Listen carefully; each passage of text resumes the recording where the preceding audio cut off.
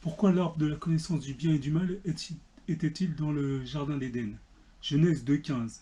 L'Éternel Dieu prit l'homme et le plaça dans le jardin d'Éden, pour le cultiver et pour le garder. L'homme a été placé dans le jardin d'Éden pour être cultivé. Il avait pour mission de garder et cultiver le jardin et de ne pas laisser rentrer les animaux. Ce jardin représente son cœur, c'est-à-dire sa volonté, ses émotions, son intelligence et ses sentiments.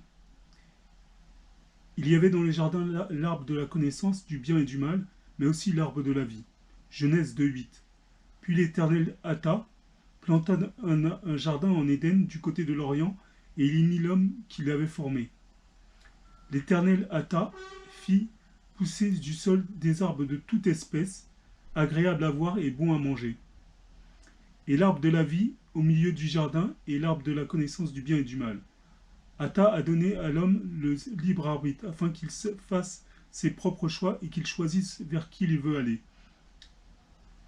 L'homme avait le choix de prendre du fruit de tous les arbres du jardin, même celui de la vie éternelle.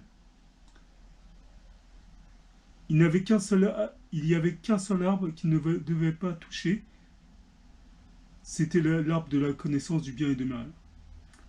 Ata offre toujours à l'homme deux solutions. Deutéronome 30,15. Voici, je mets aujourd'hui devant toi la vie et le bien, la mort et le mal. Deutéronome 11,26. Voici, je mets aujourd'hui devant toi la bénédiction et la malédiction. La bénédiction si vous obéissiez au commandement de l'Éternel, votre El, que je vous prescris en ce jour. La malédiction si vous n'obéissiez pas au commandement de l'Éternel, votre El. Et si vous vous détournez de la voie que je vous prescris en ce jour, pour aller après d'autres dieux que vous ne connaissez pas. L'homme était dans le jardin pour être expérimenté. L'Éternel lui avait donné un ordre. Tu ne mangeras pas de l'arbre de la connaissance du bien et du mal. Cet ordre lui avait été donné par l'Éternel pour mesurer sa fidélité et voir s'il serait capable de garder sa parole. Psaume 119, 11. Je serre ta parole dans mon cœur afin de ne pas pécher contre toi. L'arbre de la connaissance du bien et du mal était dans le jardin comme une épreuve, un test pour l'homme. Il devait passer ce test pour montrer qu'il était digne de vivre dans le jardin.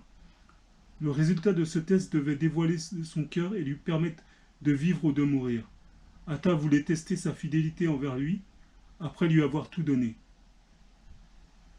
Il voulait voir si l'homme était capable de garder sa parole dans toutes les circonstances. L'homme devait apprendre à distinguer le bien et le mal. Cet arbre devait lui signifier que le bien, c'est ce que Ata dit. Par ce test, il devait apprendre à obéir à l'Éternel et à faire sa volonté. Seul le Christ a réussi cette épreuve de ne pas désobéir à l'Éternel, car il a été tenté en toutes choses et n'a pas péché.